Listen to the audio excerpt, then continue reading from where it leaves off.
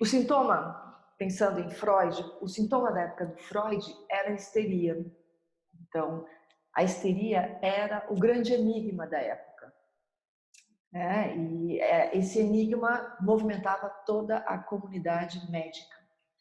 Então, as pacientes apresentavam paralisia sem um fundo orgânico e os médicos buscavam a causa no corpo e não as encontravam. Né? E aí a gente lembra, né? Todo mundo já deve ter lido a respeito disso, né? O show das histéricas, ou seja, a questão da hipnose, onde os médicos hipnotizavam seus pacientes para mostrar que, bem, sob hipnose, a paciente não apresentava os mesmos sintomas. E qual foi a grande sacada do Freud? Né? O Freud diz, bom, vamos investigar, né, o que se passa aí. Né? Freud não se satisfez, como foi a maioria dos médicos, em fazer o show da hipnose. Né? Pensa aí a grande contribuição do médico Charcot, em Paris, onde Freud faz um estágio e ele fica realmente impressionado com Charcot. E o que realmente o Freud leva do estágio é a posição do Charcot. A posição do Charcot era uma posição de pesquisador. E é isso que nos interessa aqui. Né? Então, o que eu estou colocando em questão é justamente a nossa capacidade de nos colocarmos nessa posição de pesquisadores. Né? Então, é isso que a gente está fazendo aqui no Núcleo de Psicanálise. É um espaço de pesquisa, que a gente possa aí investigar esses novos sintomas. Né? Por quê? Porque os sintomas histéricos provocaram o Freud pesquisador. Né? E a clínica da histeria leva ao nascimento da psicanálise. Né? Então, se não fossem as histéricas, provavelmente não teríamos psicanálise.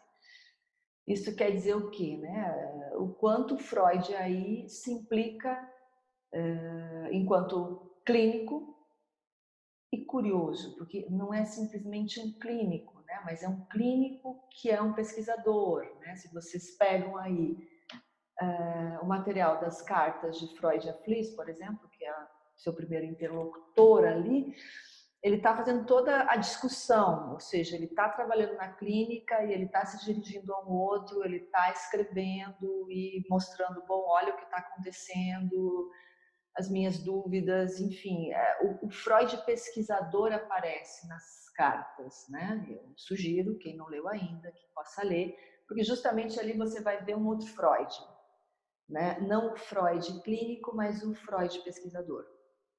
Né? Então, o Freud, quando cria a psicanálise, ele cria um novo discurso. O que é esse novo discurso? Porque ele subverte o discurso dominante da época, que era justamente o modelo cartesiano, a consciência como o caminho para as respostas de todas as perguntas. Né? Lembrando lá aquela máxima cartesiana, penso, logo existo. Ou seja, só existe se você pensar. Quem não pensa, né, e seja lá o que isso quer dizer, não existe. E o Freud propõe, então, um outro sujeito, né? Diferente do sujeito cartesiano, que é o sujeito da consciência, ele propõe o sujeito do inconsciente. Né? O inconsciente, lembrando, é uma construção teórica. O inconsciente não existe enquanto materialidade, mas no campo da teoria, né? É uma ficção, né? Freud constrói aí uma teoria para poder explicar o que é que está em jogo no funcionamento psíquico. Porque, lembrem, Freud era um neuropatólogo. Ele estava às voltas, se você pega lá o texto Psicologia para... O Projeto para uma Psicologia Científica, 1895, Freud já está dizendo, bom, eu quero aí fazer o caminho do neurônio, eu quero saber o que provoca os sintomas, né? Ou seja, a psicopatologia. O objeto de pesquisa do Freud é a psicopatologia, né? E o que a gente pode pensar aí? A subversão do Freud, né? As respostas não estão na consciência, mas no sujeito do inconsciente, no desejo. É ali que a gente pode encontrar algo da verdade do sujeito que possa deslumbrar aí, né, no sentido de desvelar o que está em jogo no sofrimento psíquico.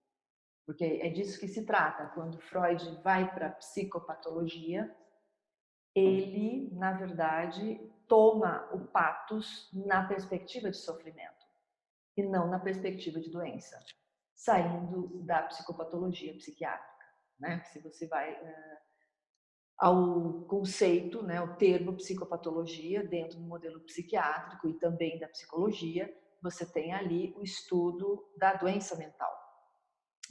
Freud não parte desse significado do termo, né? O Freud vai lá para a Grécia Antiga e retoma o pathos numa perspectiva de sofrimento, sofrimento psíquico, né? E esse sofrimento é que ele vai se haver, é com isso que ele vai estar todo o tempo querendo saber qual é a origem do sofrimento psíquico, quais são as origens, e como é possível propor aí um tratamento para esse sofrimento.